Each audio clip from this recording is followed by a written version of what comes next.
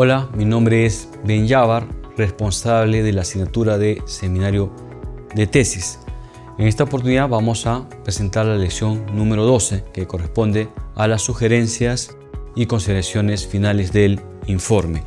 En esta lección número 12 se desarrolla o se describe y se detalla cuáles son las características y las secciones para el capítulo número 5, es decir, la que corresponde a las sugerencias, como también los aspectos o las consideraciones finales de un informe de trabajo de investigación.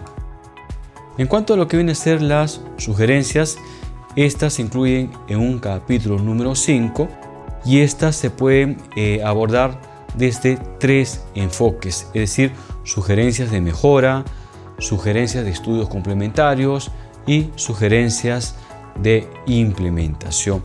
Vamos a desarrollar cada una de ellas. Entiéndase que estas podrían conjugarse, es decir, podrían estar los tres tipos de sugerencias, dos de ellas o simplemente una de ellas, de acuerdo a la naturaleza del estudio. En cuanto a lo que son las sugerencias de mejora, es importante indicar previamente que en el capítulo número 4 se presentan resultados y estos resultados muchas veces son desfavorables y van a ser desfavorables en la mayoría de los casos, ya que un trabajo de investigación se inicia a partir de la descripción de una situación problemática. Entonces, entre los hallazgos, definitivamente van a haber aspectos por mejorar. Entonces, justamente es en esta sección donde se deben plasmar o presentar o proponer las sugerencias de mejora.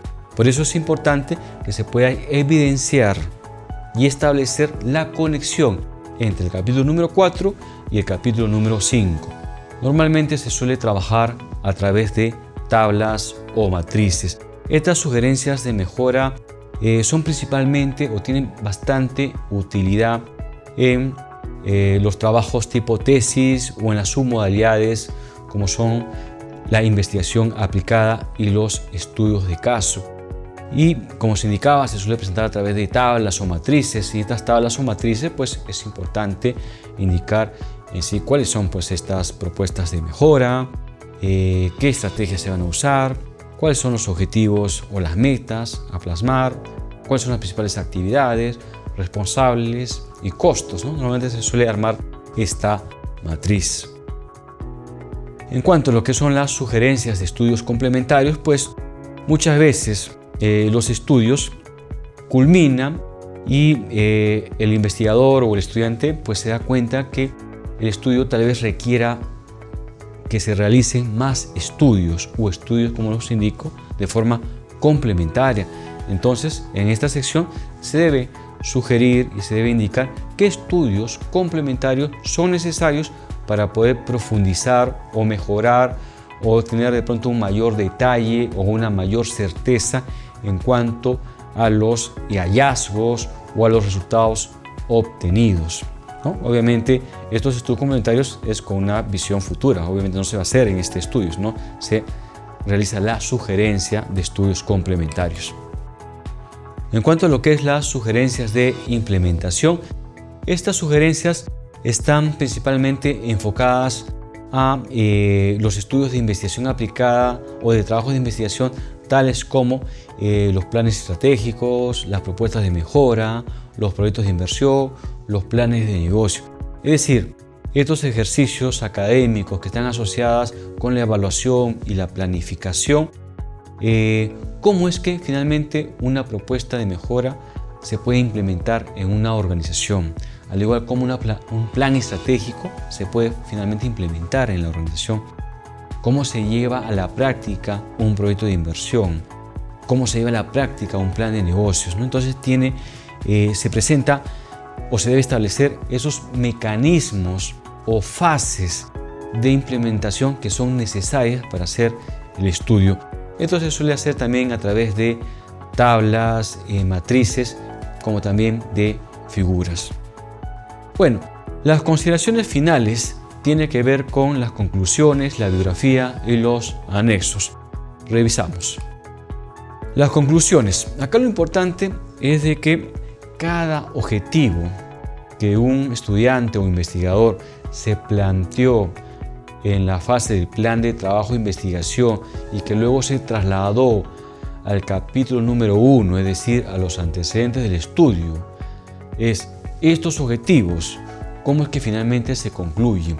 Es decir, los objetivos son acciones a realizar. Entonces, esas acciones a realizar obviamente deben haber terminado en resultados. Entonces, hay que concluir, ¿no? Ahora, si fuera una tesis, estos objetivos se asocian con las hipótesis, se asocian con las interrogantes de investigación y obviamente también se concluyen, porque ya se indicaba que tanto las preguntas de investigación, las hipótesis y los objetivos en una tesis están relacionadas.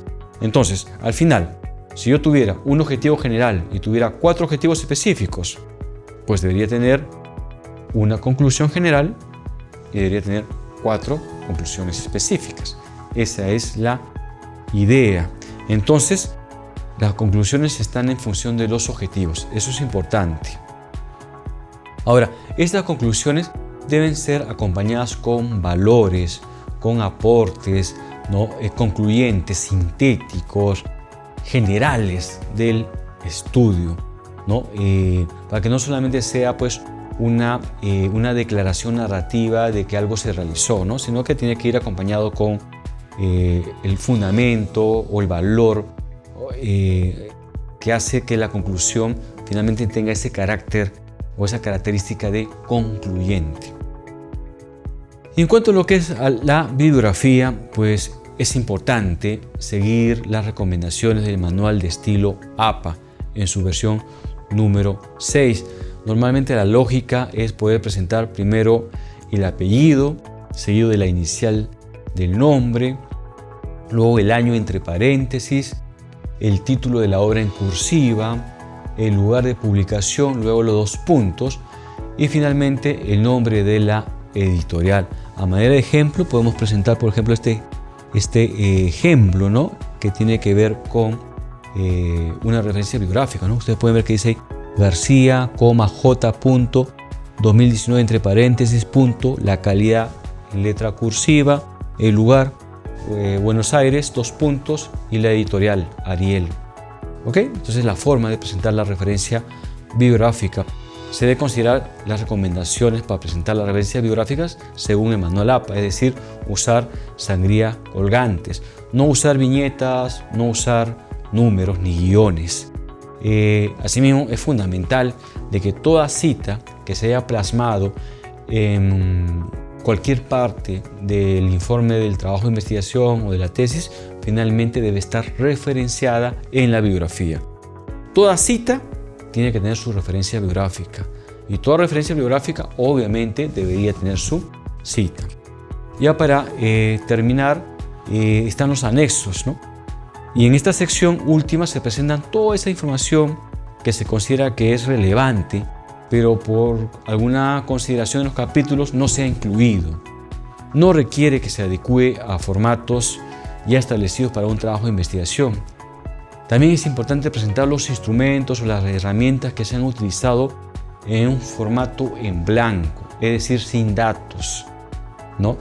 También se suelen presentar análisis cuantitativos y cualitativos complementarios, como también se puede acompañar de fotografías, marcos normativos, planos, etc. Bueno, con eso hemos llegado al final de esta asignatura denominada Seminario de Tesis, que al estudiante le ayuda tanto a elaborar su plan de trabajo de investigación como su informe de trabajo de investigación. Pero también recuerden que tanto el plan de trabajo de investigación como el informe de trabajo de investigación van a tener o se suele tener un docente, guía o asesor que los acompaña.